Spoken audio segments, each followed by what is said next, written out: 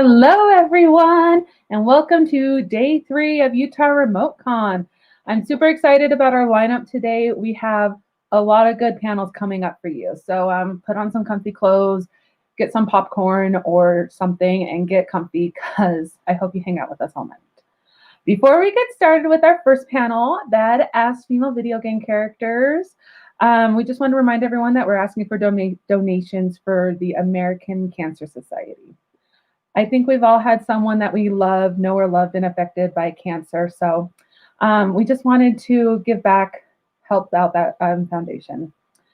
If you can, please donate. If you can't, please share, please watch, please be involved in our community. So we're also we're like less than $200 away from hitting our 2K mark, our $2,000 mark for donations. So yeah, definitely if you can donate. It'd be fantastic to hit that tonight, and if we do, we're going to do a surprise giveaway at the end of the night as well.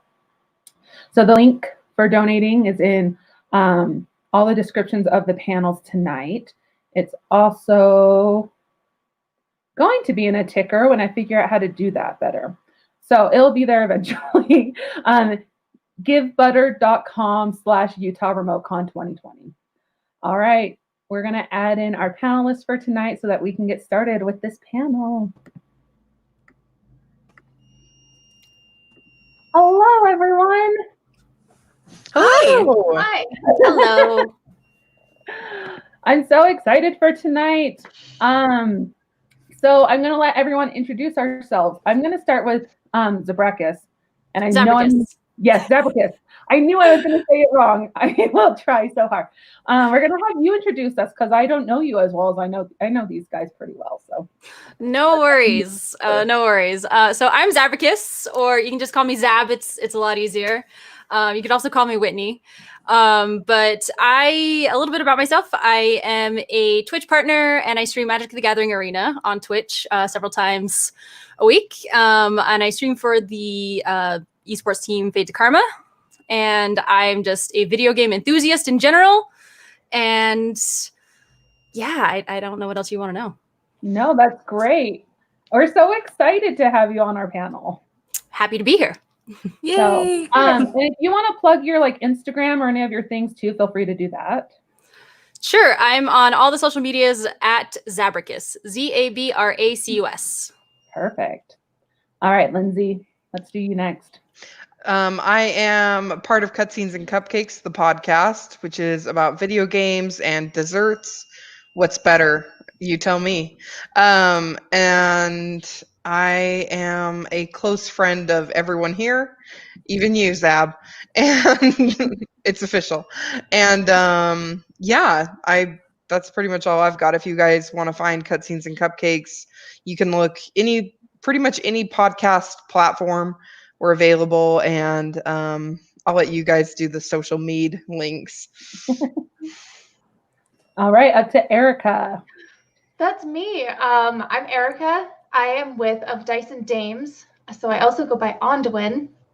What we do is we play video games, but we also showcase different TTRPGs from different indie creators, so we can kind of get their word out there, get their games more showcased. So go ahead and check us out for some really cool stuff. We're doing a really cool little homebrew called Tabletop Treasure Hunters, where we're all in these little groups and we all compete for gold and glory. And I play a catfolk named Leaf, and he's just adorable. That's so cool. All right, on to you, Marlee. I finally learned that it's how to do the opposite without thinking about it.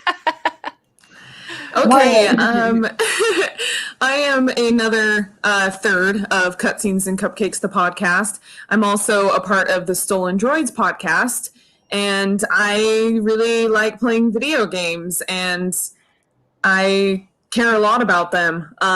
Just you guys wait until my little bio later. I'm really excited to share it. So, I'll say, so Cutscenes and Cupcakes, we're on Instagram, Facebook, Twitter, and Twitch, and YouTube. Goodness, we're on everything. And of course, everywhere that you listen to podcasts. And I'm their #1 fan. She is. That's not a lie. That's not an exaggeration. Awesome. And I'm Steph. I'm the last third of Cutscenes and Cupcakes. I'm the funny one. I will make that joke every panel. Don't worry. As you know, as you heard from them, we're a podcast about video games. I'm the noob of the group because I did not grow up playing video games, but I'm very excited to be part of this community now. So, yay. We are so excited to talk about like badass women in video games. We're excited that we have badass women to talk about. So we're going to start off. We each chose a video game character, female, obviously, that we wanted to kind of highlight and do a little bio on. So we're going to start with that. The first person up on the ticket for tonight is Erika. Hi. Yay! So here's all my notes. It's only one of the pages, not both. It's okay. So I chose Sadie Adler from Red Dead Redemption 2. Yay! And she is just the more videos I watched about her and like the in-depth character things, I grew to love her more. So at the spoiler warning, duh. At the very add that at the top. There will be lots of spoilers. Right? It's gonna be. Can we add like a banner or something? Yeah. So at the very beginning of the game, we don't see much about Sadie. We come into her life almost quite literally as it's going up in flames. Screw you, Micah. And she's just this. She kind of comes across because I wrote it down. Her life's burning down. She's fragile and afraid, but she's not helpless. She tries to fight everybody that's coming to help her because her husband was just murdered. Everything was taken away from her. She eventually lets Dutch and Arthur calm her down, and she goes with them to this gang that really just takes her in. We don't see much of her for a while, but there are some really, really sweet, like side little conversations that's had with her character that you just need to play the game to really get to know her and how helpless that she appears, but then just kind of the things she says is just like, I know I'm brave and I know I'm good, but it hurts.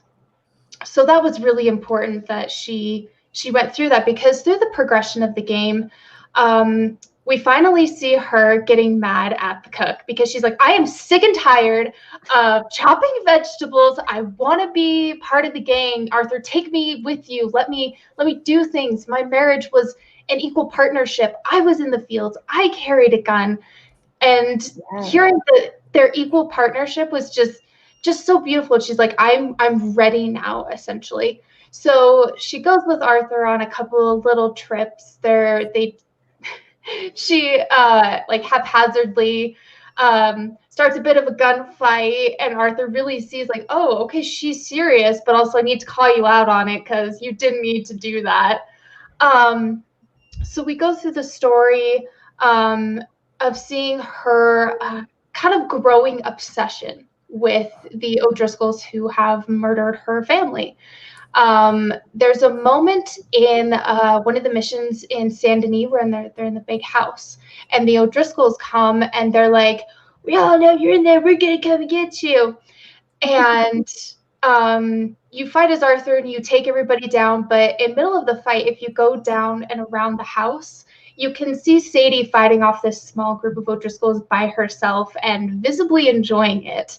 She says, I didn't want to miss out on the fun. And part of her was helping to protect the gang, but part of it was also, this gang ruined my life and I want to kill them.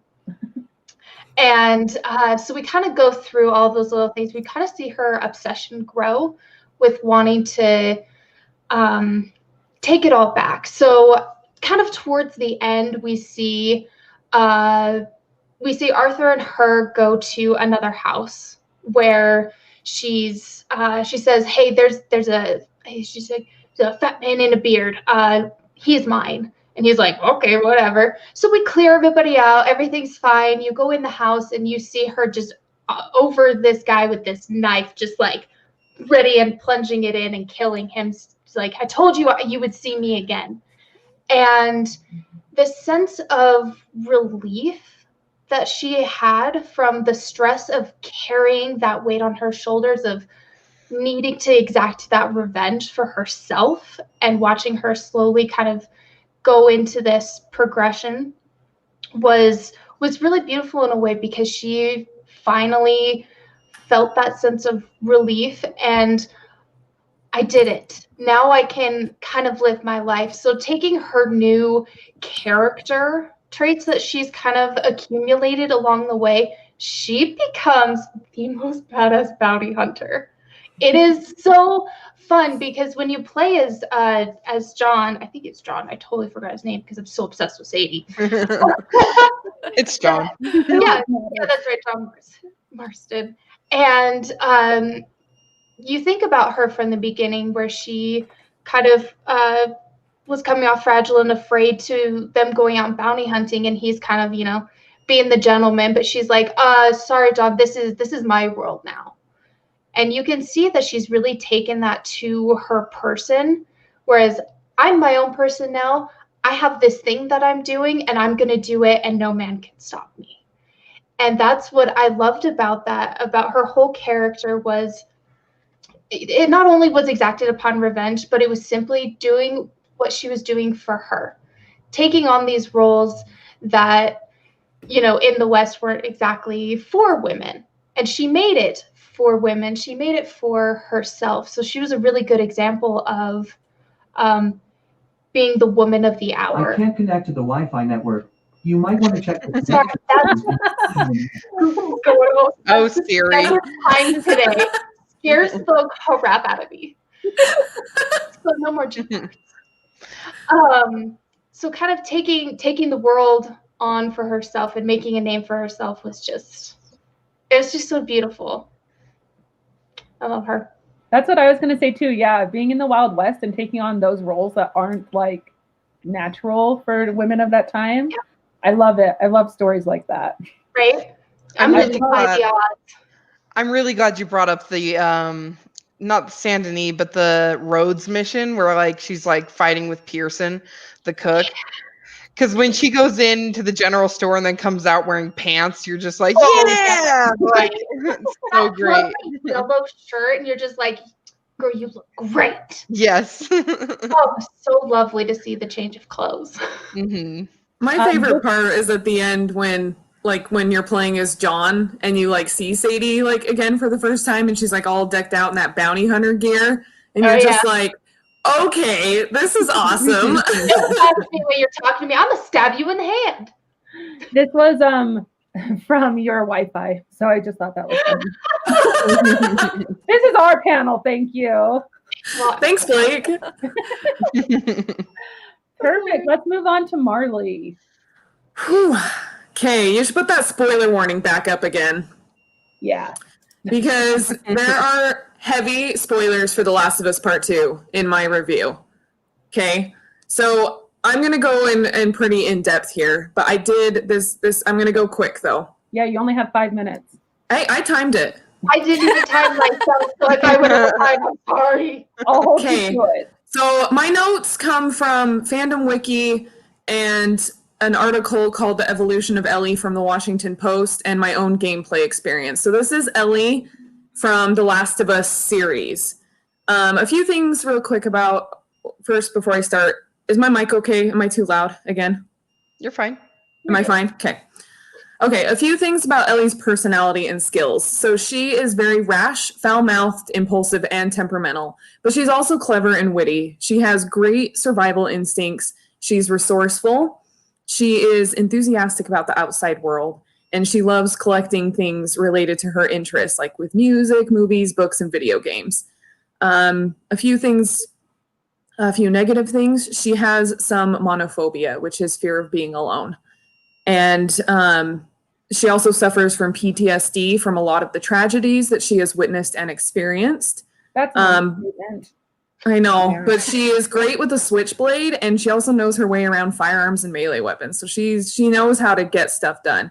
Okay, so in a world overrun by zombies, or infected, as this game calls them, she gets bit. But weeks pass and she doesn't turn, and it turns out that she's immune.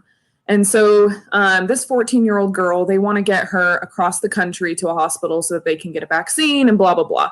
So they get this guy named Joel. He's a very rough and gruff man who he actually lost his young daughter early on in the pandemic. And they get Joel to take her across the country. And so that begins like this really epic journey across the United States. And as they get to know each other, Joel really finds himself reminded of his lost daughter as he gets to know Ellie. Time passes a lot, and they face a lot of danger and adventure, and they just form this really great father-daughter relationship along the way. They get to the hospital, and long story short, events transpire, and Ellie survives, and like there's no cure that's going to be made, and Joel kills everyone in the hospital. So yeah, fun stuff. But we fast forward to the second game, The Last of Us Part 2, and we get to see a little bit more.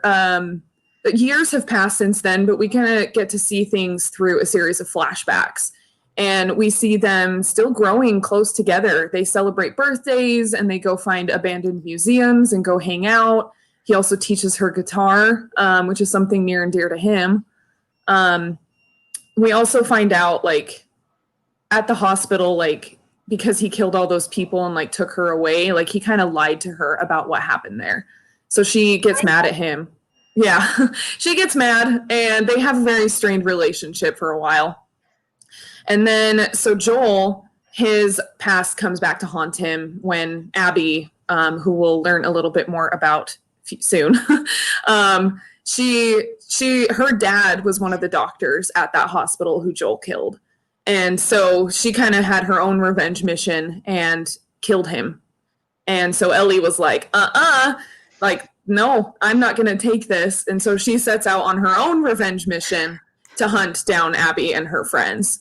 And so she goes along couple states over, and because she lost everything she held dear, the love of her life.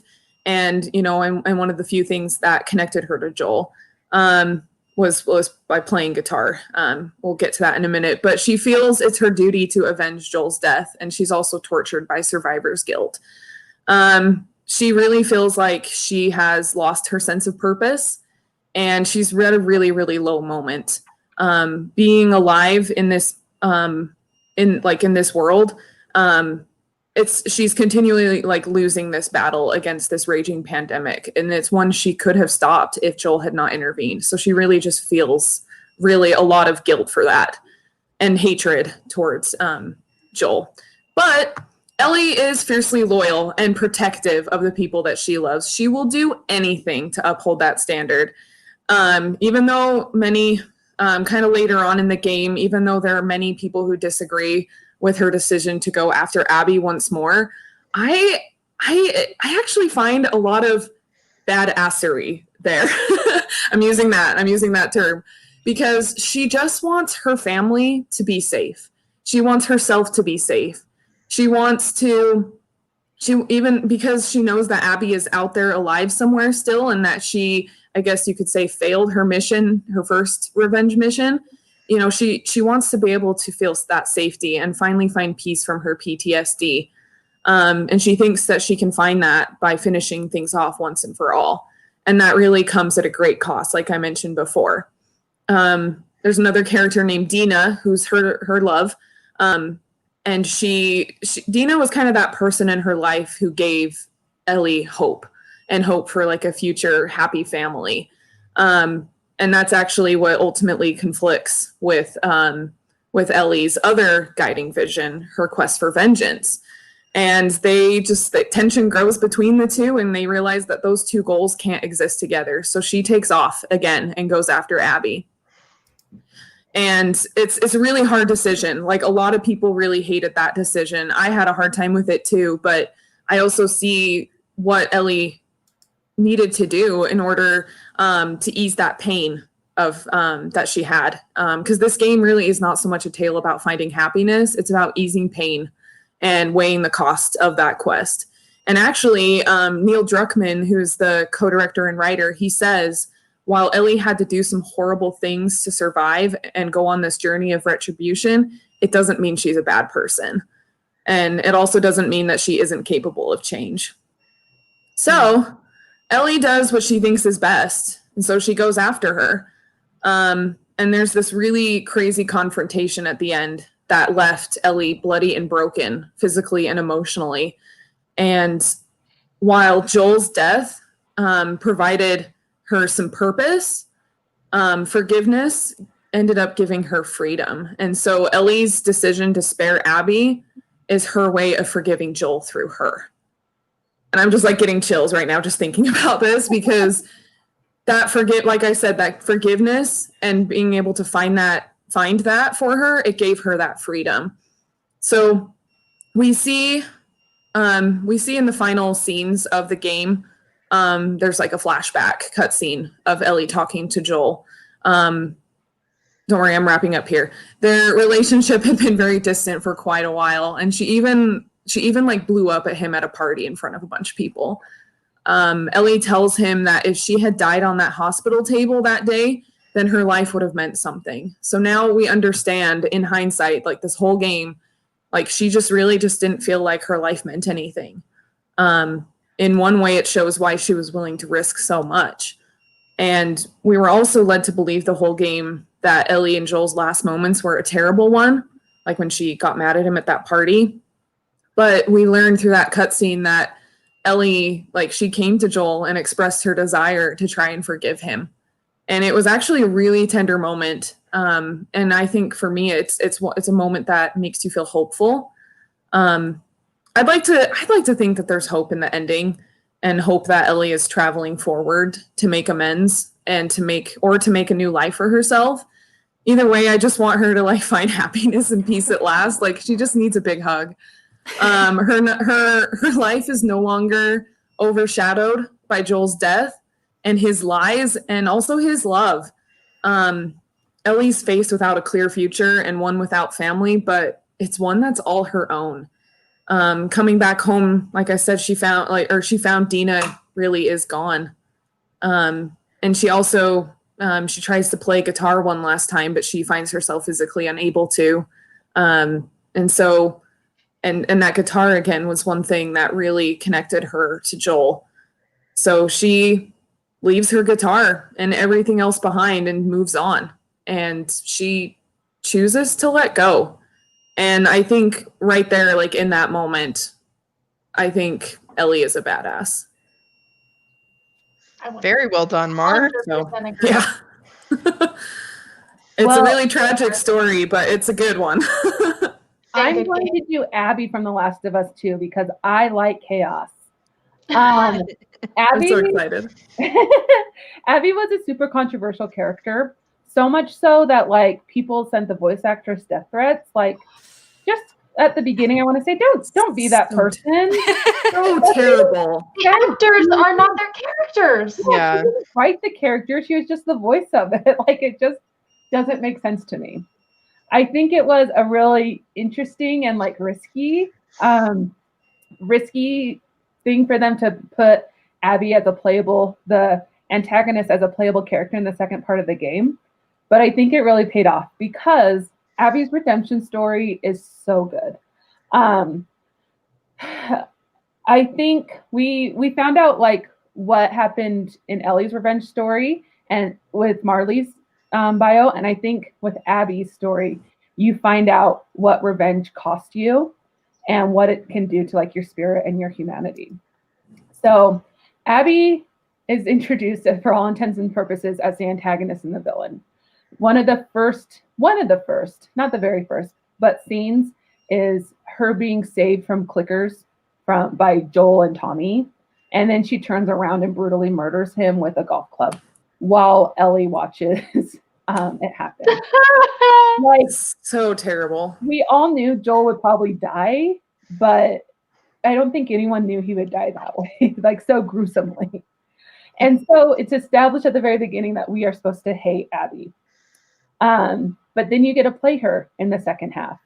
And I think a lot of people were not thrilled about it. So a little bit about Abby. She is the daughter of Jerry Anderson, the Firefly doctor who wanted to use Ellie as a means to cure for the infected people. I think in my heart of hearts that he thought he was doing a good thing. He wanted to, in the world that Abby and Ellie lived in, it's a world of destruction. It's a world of like chaos. And although they don't go into the backstory of Abby's family, I think it's safe to say that she, like so many other people, probably had her mom taken away from her, if she had any brothers and sisters, taken away from her, whether it be by people barbarically not trusting each other and killing each other on sight, or whether it's by the infected themselves. So I think that her dad, as well as the Fireflies themselves, wanted to take away that entire situation. They thought that what they were doing was a good thing. And so much so that Abby said that if she was in Ellie's position and had the opportunity, she would sacrifice herself for the cause. So then to see her dad, this good man, some of the only family she has, not to mention most of the Fireflies, be annihilated by one man for one girl, I think it's obviously started her revenge story. It started this hatred in her heart where she wanted to like have a more normal life. She thought her dad would do that. She thought that by finding this cure, it would make things so much better. And he took that away, not just from her, but from like everybody, from the world. So you can see why Joel is such a villain in her story. And then, so then she kills Joel. We go on through that. And then we see her friends and family slowly taken away by Ellie. After killing Joel, I don't think Abby got the validation or relief that she was looking for. I think there is still so much hate and uncertainty and destruction in the world that they lived in that she thought that this would be a solution, killing Joel. It would fill something in her. It would make her feel better about where she's at. And I don't think it gave her any of the relief she was looking for, because revenge isn't a plot. Revenge just isn't going to make you happier, make you whole, make you a better person. And that's when she starts to turn away from her little cult that she's in, the Wolves, and tries to help a couple of disenfranchised Seraphite kids, Yara and Lev, who are some of the, like, they're very cool characters. Sorry, I have papers and I'm trying to make sure I'm covering it. She makes it her goal to try to get all of them out of Seattle and get to Catalina Island, where she thinks the Fireflies might be, where she thinks that they could start over and have a more normal life. We know that that ultimately doesn't happen. But she wants to she and herself out of a world where it's kill or be killed, become hardened and ugly so that you won't be hurt by other people. And I think after killing Joel, after seeing her friends and family dead, she realized that the errors of her way, and she lost everything that was important to her.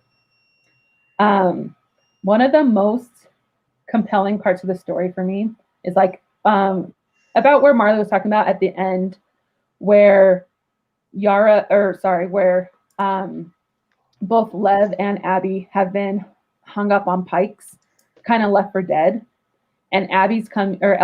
Sorry, their names are similar. Ellie's coming to seek her revenge, and she cuts Abby down from the pike she's on, and Abby is just this shell of herself.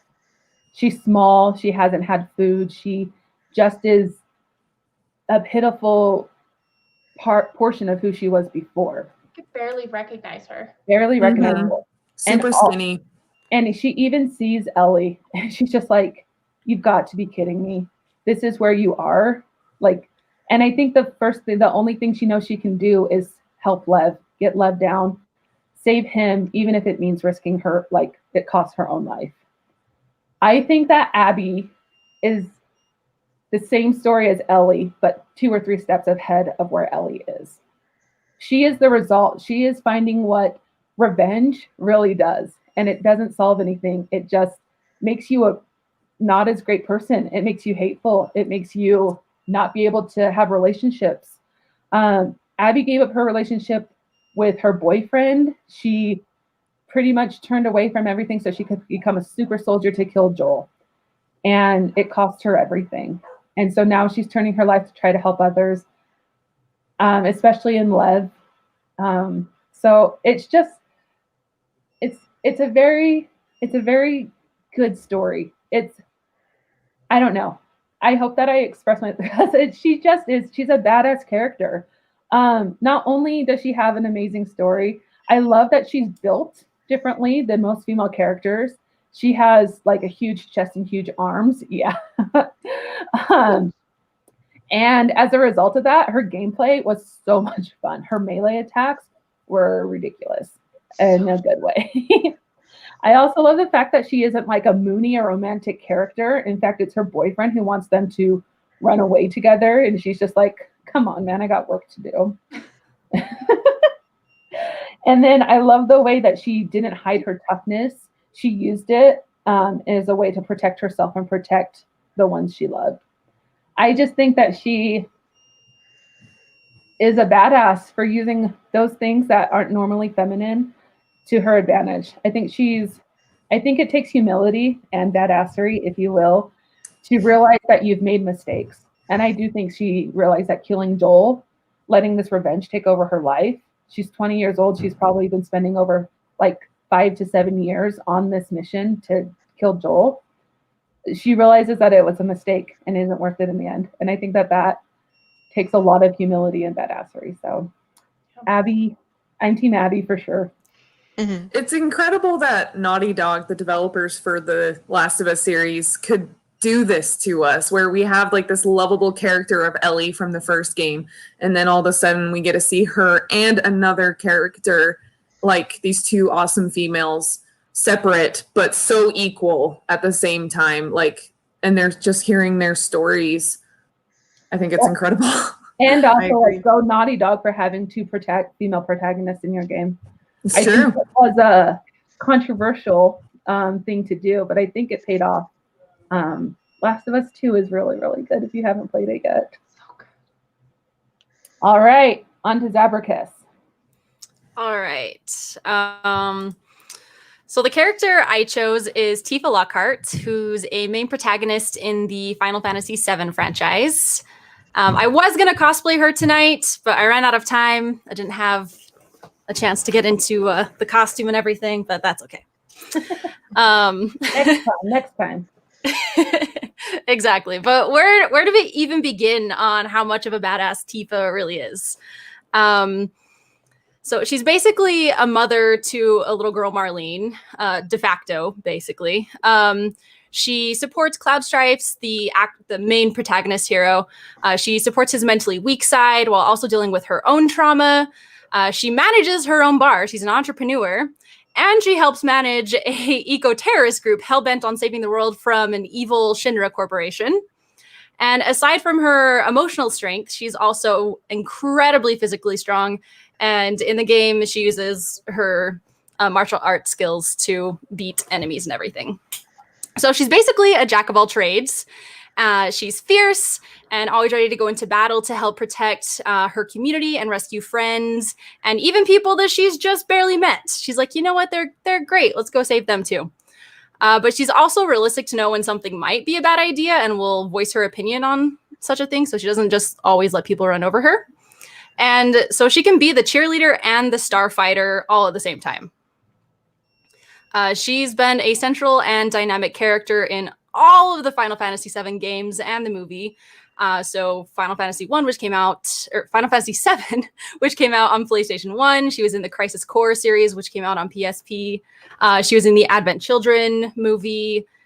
She made cameos in the Kingdom Hearts series. And then, of course, the most recent Final Fantasy VII remake.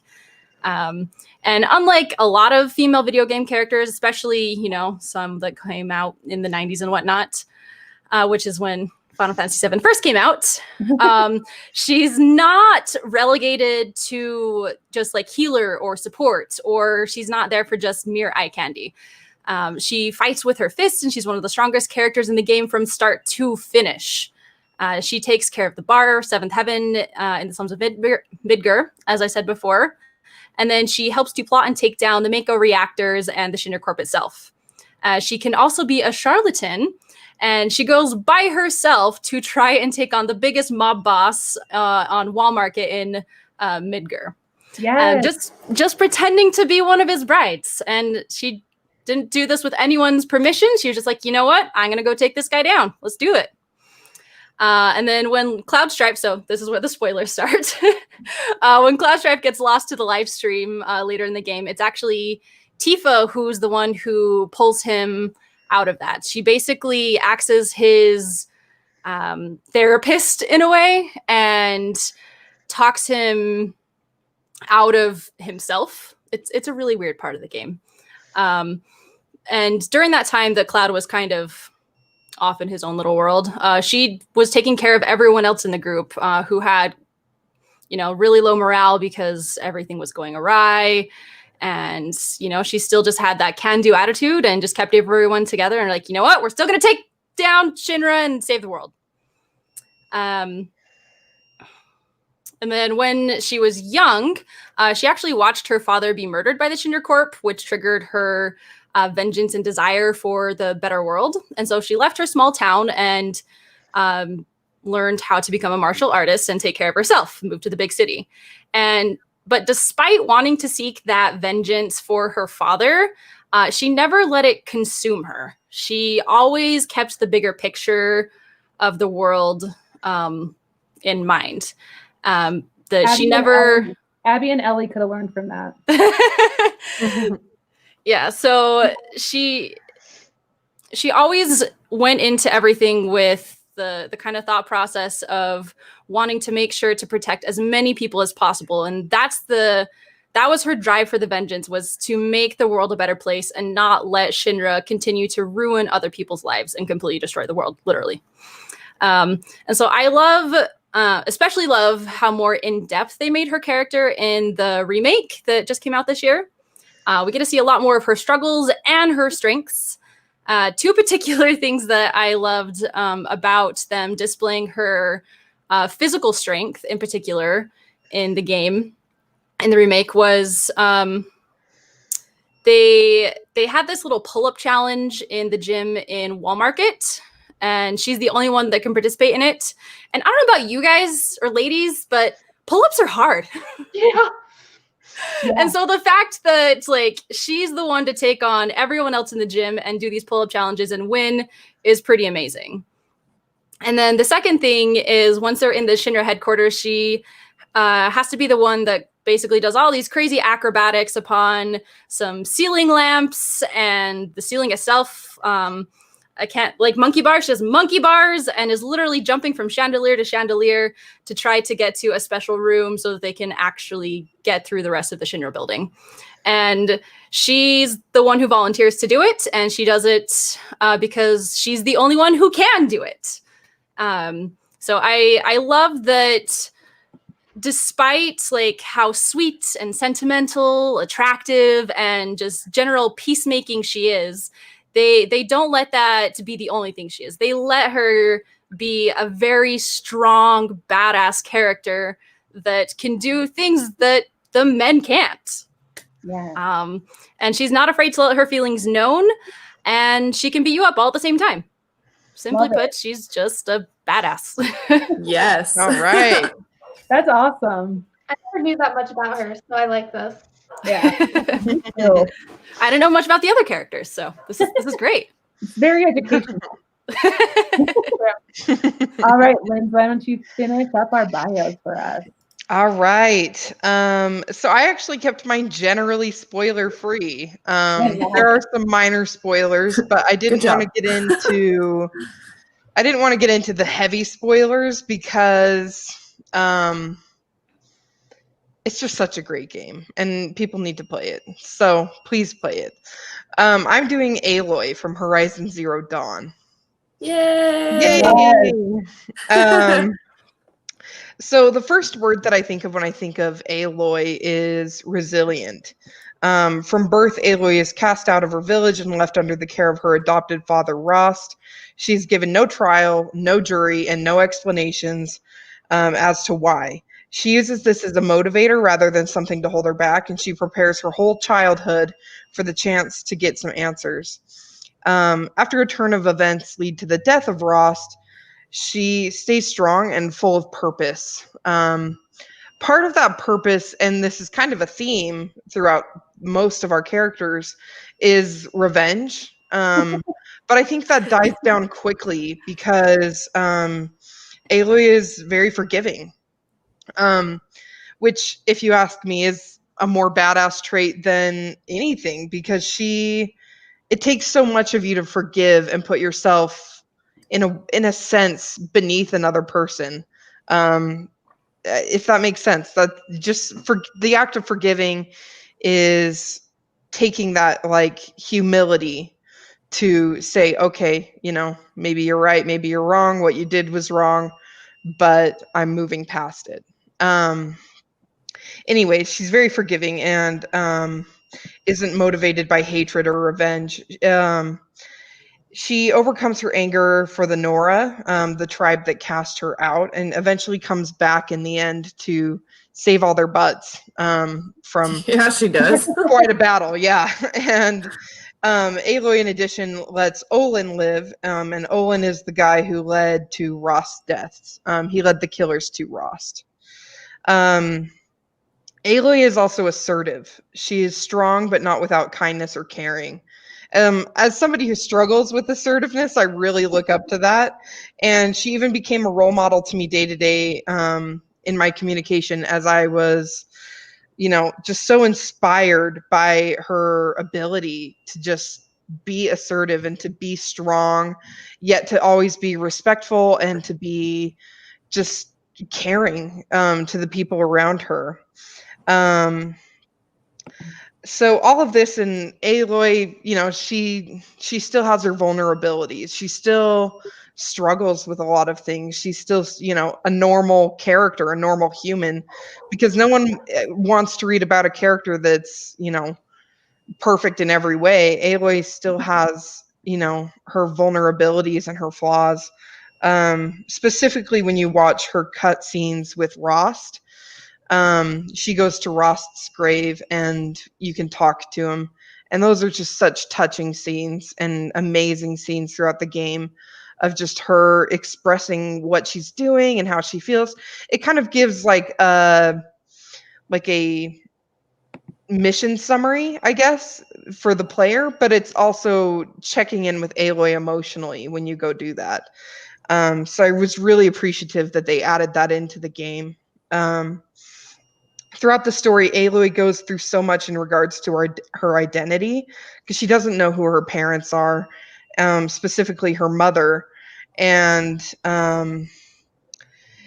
she struggles with her identity, but she stays the same. She's still the same snarky Aloy, the same, funny, beautiful, and, truth-seeking character. She seeks out truth and answers even when she gets them, even truths that must have been enormously difficult. She continues on, driven by her curiosity and desire to do good. She follows her heart and always fights for the good, the hope, and and eventually the whole of humanity. An interesting thing to me about Horizon Zero Dawn specifically is how much of the story is carried on Aloy. It is completely her story. She is not just a hollow character or a freezer character, a freezer woman. I can't remember the trope name, but I think you guys know what I'm talking about, where it's just a character to inspire other characters, but it is truly her own story. And I just loved seeing her as a character in that game. She's instantly likable, and she's the most interesting and well-developed character in the game, which is how it should be. She's a protagonist. When asked, this is such a good quote, I have to read it. So Aloy comes across a character who has long died in the game named Elizabeth. And when Elizabeth is asked what she would have liked in a son or daughter, she says, I would have wanted her to be curious and willful, unstoppable even, but with enough compassion to heal the world just a little bit. And I think Aloy just perfectly exemplifies that person. And I cannot wait to see what they do in the upcoming game, because Aloy seems so, like, in the trailer, she seems so driven and so motivated to save the world. And I'm so excited to watch her do it. I'm so excited. I love Yay. Aloy so much. It's Me going to too. be good. Okay, we're running out of time, which is okay. I thought everyone's bios was so good, but I just wanted to give everyone a minute to maybe talk about why they love seeing women, like the importance of seeing women in video games. It's something that I think is becoming more and more common, and it's just something I'm super grateful for. I guess I'm going to go first. Do it. I love video games is something that I didn't understand was such a great storytelling medium. And so to see so many games at the beginning of like my video game journey that were amazing stories, but not to see someone like me or someone that's gone through the same things I've gone through, to be able to have all these like badass females and not just like the love interest or the sister or whatever, to see them have like main stories, be the main character. It's been so cool to me. It helps me. I love the other games, but it helps me love video gaming more. I've loved seeing diverse characters and characters with like truly compelling stories being brought to life. So yeah, that reminds me of Assassin's Creed Odyssey. That was one of my big things for playing the game, was you can choose between a male or female. And to me, when I have the option, I will obviously choose a female, because for me, I can connect with the game a lot more, because it's as if it really is me being that person, because it's another female. So I'm able to connect with that and play as that badass female. And I'm really grateful that they're doing that again with the next one. I think it's Valhalla is what it's called. So I am absolutely stoked for it to be kind of the new thing. So I love that. I really like I think it's important to have women represented in games as protagonists, because like we all have our own story. We're all the protagonists of our own story. And so it's important that that's shown as the reality, because like for half the world, it is the reality. And I really like having someone to like look up to. I really looked up to Aloy. I really looked up to Commander Shepard. I looked up to a lot of women characters, or characters that could be chosen as women. And it's inspiring to me, especially Last of Us Part 2. I realized like this is a game about women with women problems and women situations. And I loved seeing that. It was so refreshing to have that. absolutely. Yeah. Oh, you should put up that comment. I'm going to show it. Because actually, I was going to say that almost exact same thing. Yes. Ray. Yeah, representation really does matter. And I also think it's great, too, to be able to see them, like, even just like, I'm going to talk about clothing options, even. Yes! Fashion is the end game. Yeah, it's so great to see like more and more characters. Like I have to say, Aloy's outfits in Horizon Zero Dawn are like my favorite thing. Yes. So good. Like seriously, like you can kind of wear some outfits that might, be a little bit more fun, but you can also wear like awesome armor, and it just all just looks amazing. Like, yeah, it's great. I feel like when it's respectfully done, it's amazing and just like a game changer. You can tell that a woman put some thought to that, kind of helps with the fashion choices. We're not going to get into GTA. There was one game, I'm not going to mention it for controversy's sake, for people who might love it, but I immediately quit the game as soon as I realized how the women's bodies and armor was presented, because I was like, obviously they did not consult a woman. This is purely a man's game. Yeah. And I was like, I'm sorry, but I'm done. I can't play this anymore. It just broke my heart. Because I'm like, I want to wear normal armor and look cool. Oh no. Sorry. Clicking buttons.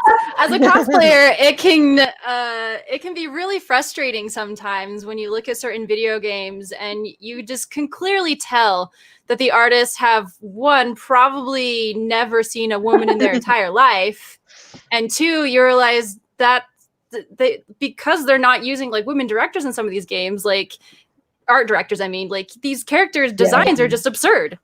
Like that's not what we look like. Realistic expectations. Come on.